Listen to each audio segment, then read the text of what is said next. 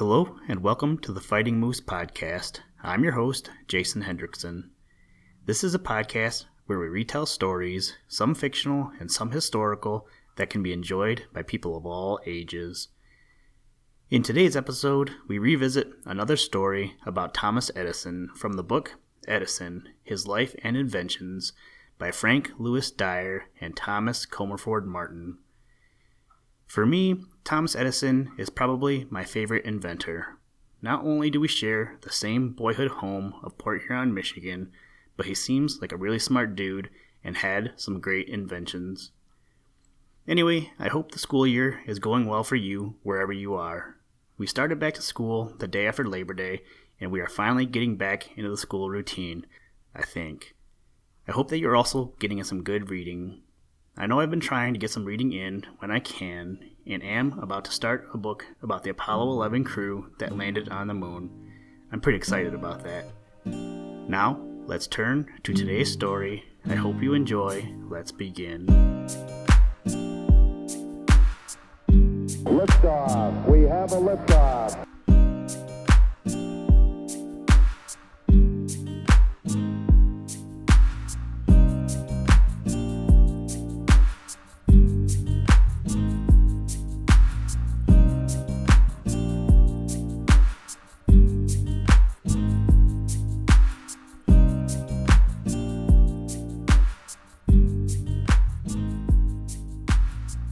Chapter 2. Edison's Pedigree.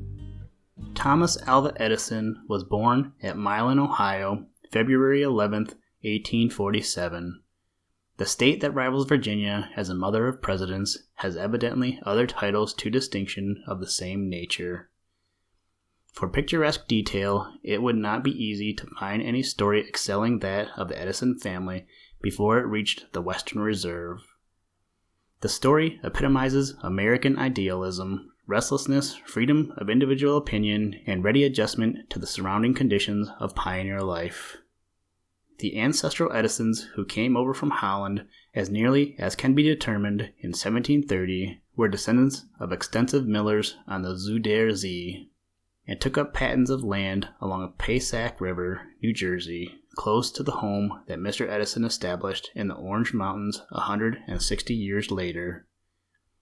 They landed at Elizabethport, New Jersey, and first settled near Caldwell in that state, where some graves of the family may still be found. President Cleveland was born in that quiet hamlet. It is a curious fact that in the Edison family, the pronunciation of the name has always been with a long E sound, as it would naturally be in the Dutch language. The family prospered and must have enjoyed public confidence, for we find the name of Thomas Edison as a bank official on Manhattan Island, signed to continental currency in 1778. According to the family records, this Edison, great-grandfather of Thomas Alva, reached the extreme old age of 104 years. But all was not well, and as has happened so often before, the politics of father and son were violently different. The Loyalist movement that took to Nova Scotia so many Americans after the War of Independence carried with it John, the son of the stalwart Continental. Thus it came about that Samuel Edison, son of John, was born at Digby, Nova Scotia in 1804. 7 years later, John Edison, who, as a Loyalist or United Empire emigrant, had become entitled under the laws of Canada to a grant of 600 acres of land, moved westward to take possession of this property.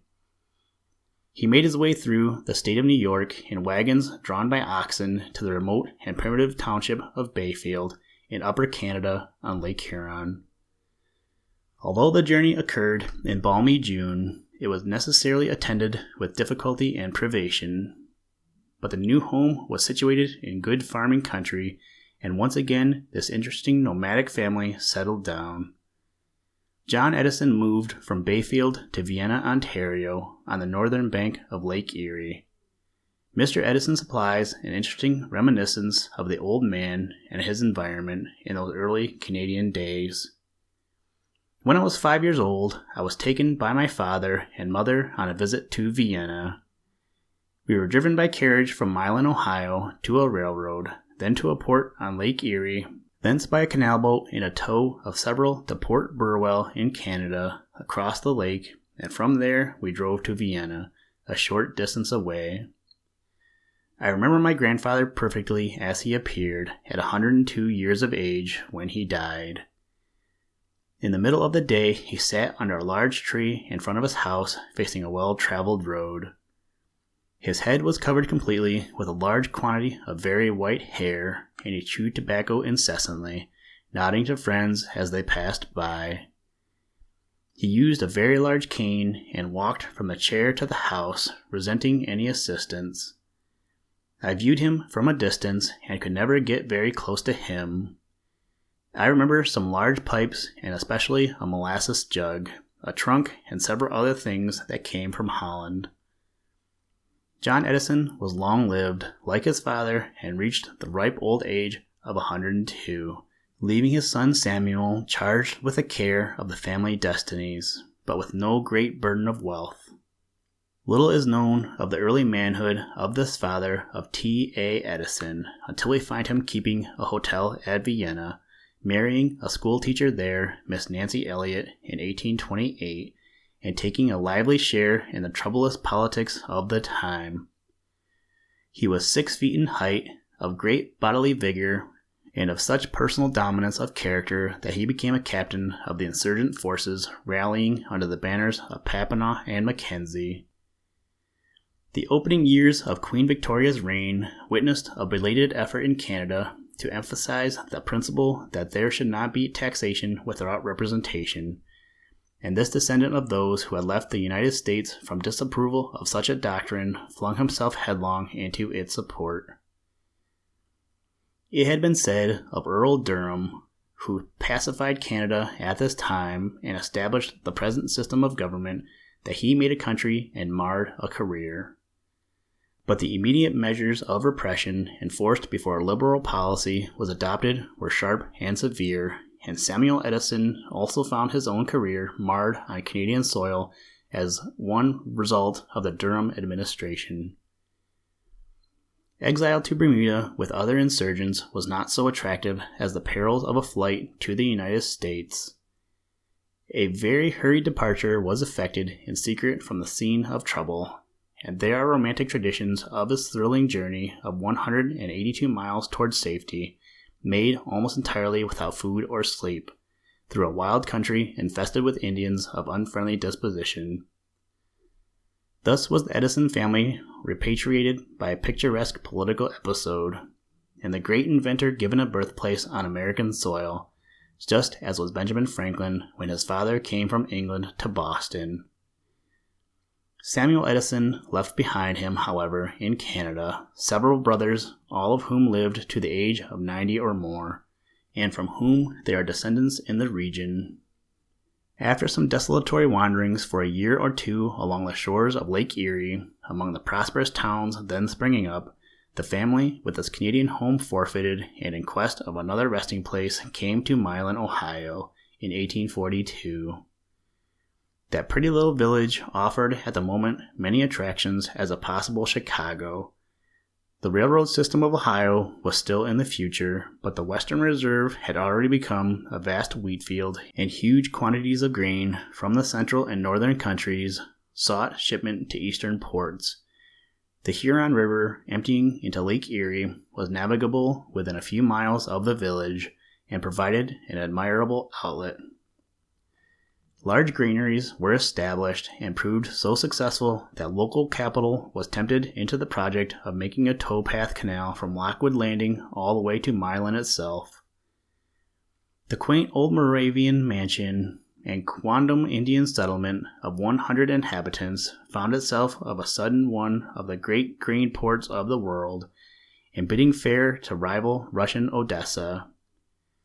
A number of grain warehouses or primitive elevators were built along the bank of the canal, and the produce of the region poured in immediately, arriving in wagons drawn by 4 or 6 horses with loads of 100 bushels. No fewer than 600 wagons came clattering in, and as many as 20 sail vessels were loaded with 35,000 bushels of grain during a single day. The canal was capable of being navigated by craft of from 200 to 250 tons burden, and the demand for such vessels soon led to the development of a brisk shipbuilding industry for which the abundant forests of the region supplied the necessary lumber. And evidence of the activity in this direction is furnished by the fact that 6 revenue cutters were launched at this port in these brisk days of its prime. Samuel Edison, versatile, buoyant of temper, and ever optimistic, would thus appear to have pitched his tent with shrewd judgment. There was plenty of occupation ready to his hand, and more than one enterprise received his attention, but he devoted his energies chiefly to the making of shingles, for which there was a large demand locally and along the lake. Canadian lumber was used principally in this industry. The wood was imported in bolts or pieces 3 feet long. A bolt made 2 shingles. It was sawn asunder by hand, then split and shaved. None but first-class timber was used, and such shingles outlasted far those made by machinery with their cross-grain cut. The house in Milan, on which some of those shingles were put in 1844, was still in excellent condition 42 years later. Samuel Edison did well at this occupation and employed several men, but there were other outlets from time to time for his business activity and speculative disposition. Edison's mother was an attractive and highly educated woman, whose influence upon his disposition and intellect has been profound and lasting. She was born in Shenango County, New York, in 1810, and was the daughter of the Reverend John Eliot, a Baptist minister and descendant of an old Revolutionary soldier, Captain Ebenezer Eliot, of Scotch descent. The old captain was a fine and picturesque type. He fought all through the long War of Independence, 7 years, and then appears to have settled down at Stonington, Connecticut. There, at any rate, he found his wife, Grandmother Eliot, who was Mercy Peckham, daughter of a Scotch Quaker. Then came the residence in New York State, with final removal to Vienna, for the old soldier, while drawing his pension at Buffalo, lived in the little Canadian town and there died, over 100 years old. The family was evidently one of the considerable culture and deep religious feeling, for 2 of Mrs. Edison's uncles and 2 brothers were also in the same Baptist ministry. As a young woman, she became a teacher in the public high school at Vienna, and thus met her husband, who was residing there. The family never consisted of more than 3 children, 2 boys and a girl. A trace of the Canadian environment is seen in the fact that Edison's elder brother was named William Pitt, after the great English statesman. Both his brother and sister exhibited considerable ability.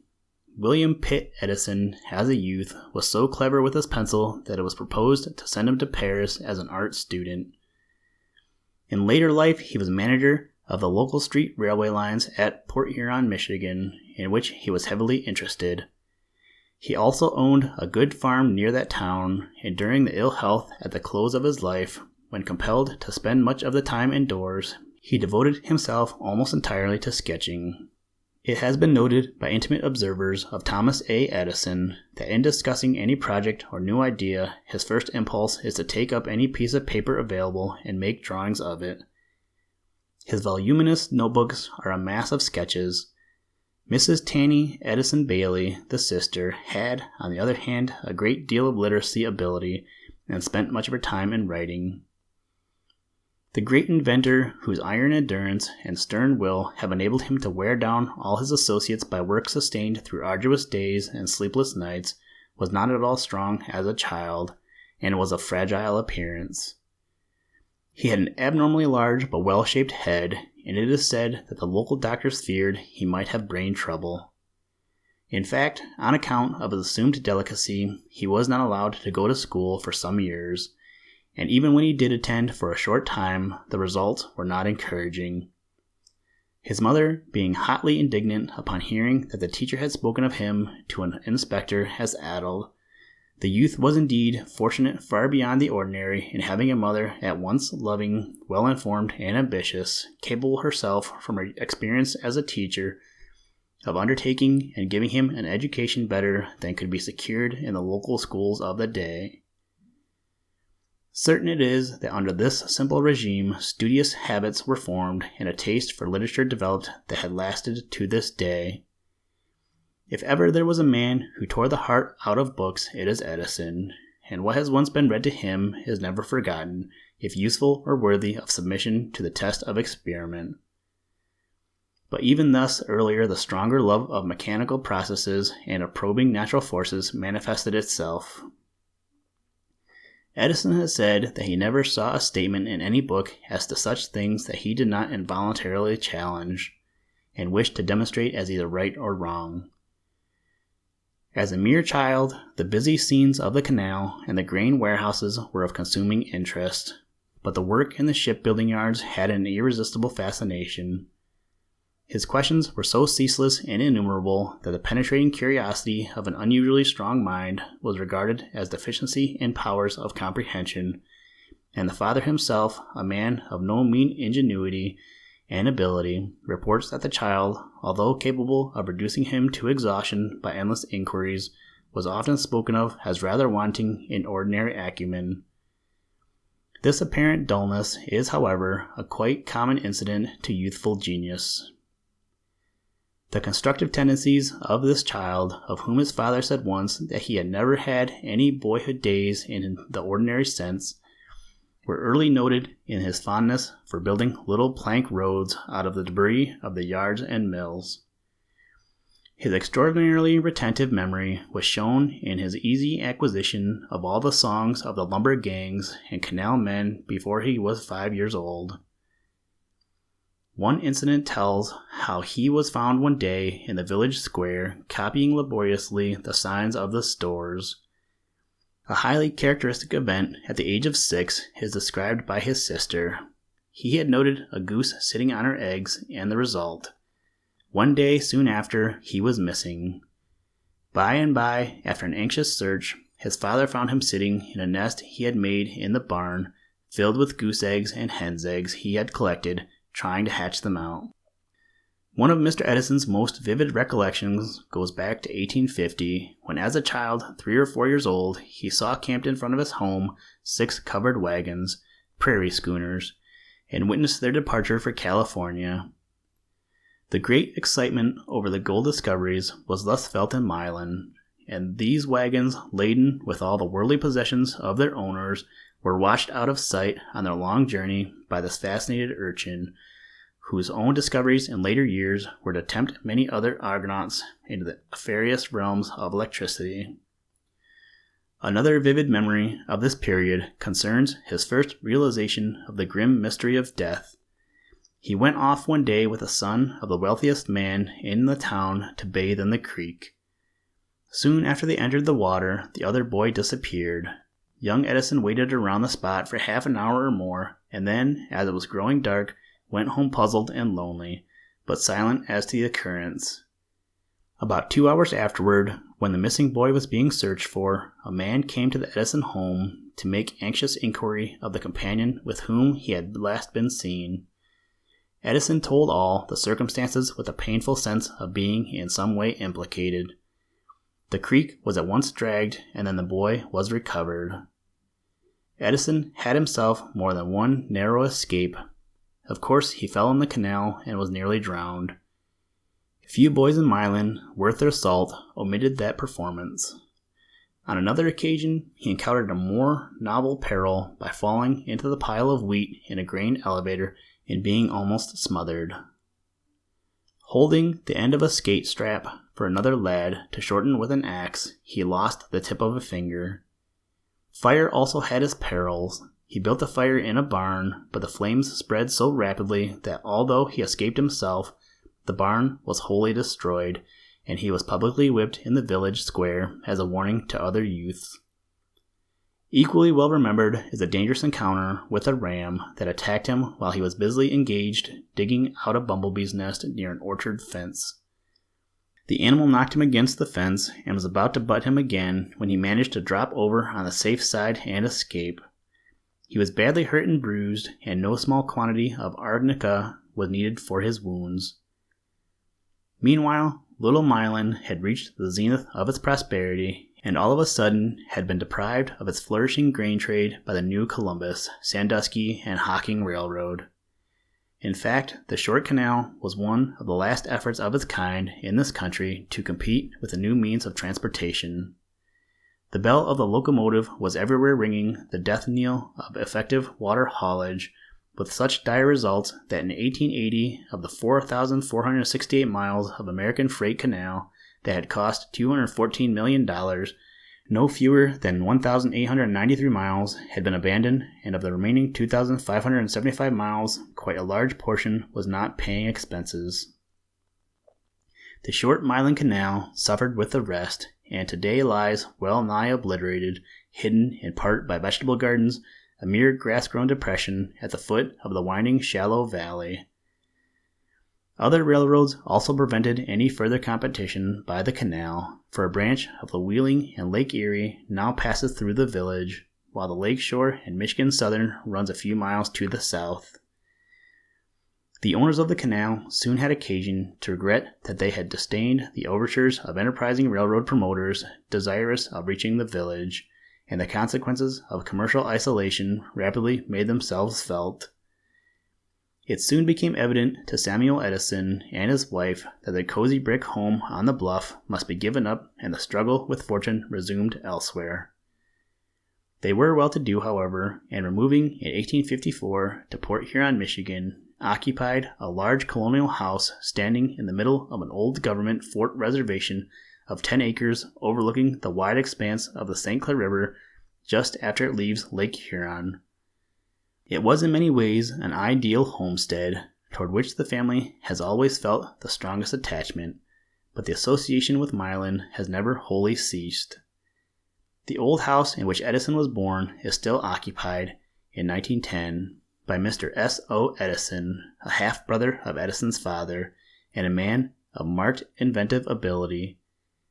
He was once prominent in the iron furnace industry of Ohio, and was for a time associated in the iron trade with the father of the late President McKinley.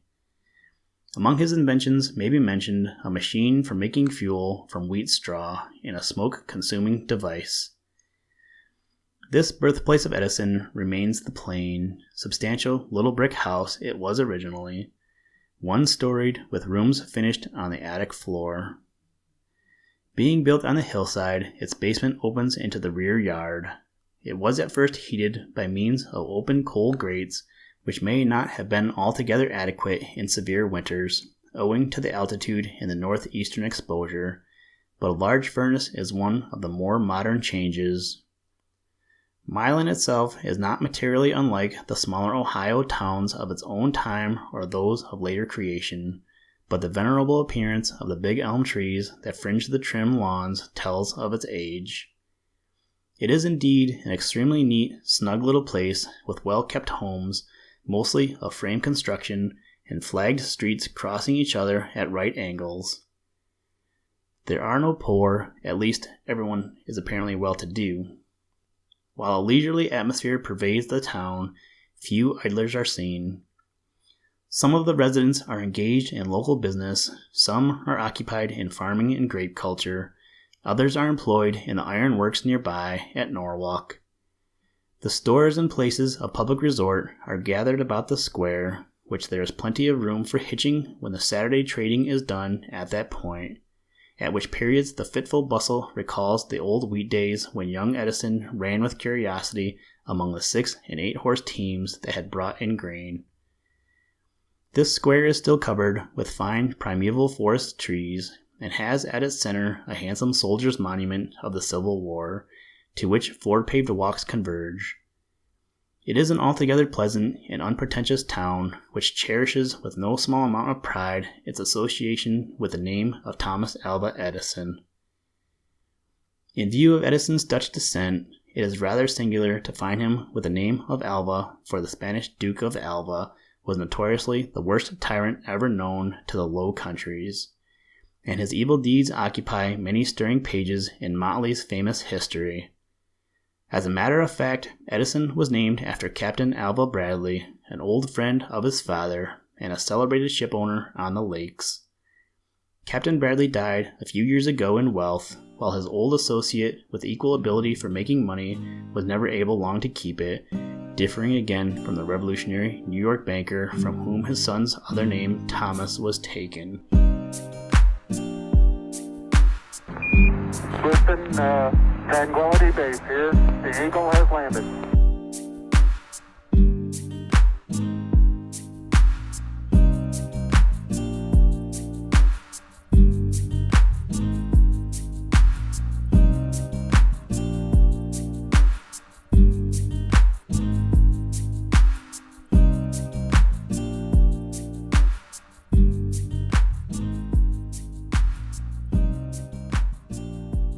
Thank you for listening to this episode of the Fighting Moose podcast. Please join us next time as we read an abridged version of the Charles Dickens classic Oliver Twist. Today's music was provided by the artist Drake Stafford. For more information, to download audio and/or materials, or to contact us, please visit www.thefightingmoose.com, or you can follow links in the show notes. And as always, try and do a random act of kindness every day. Whoop, shark attack, nom nom nom nom, jellyfish, pan sandwich, turkey, snowman, dolphin, helicopter, last supper, monkey in a zoo. What? Gear shift.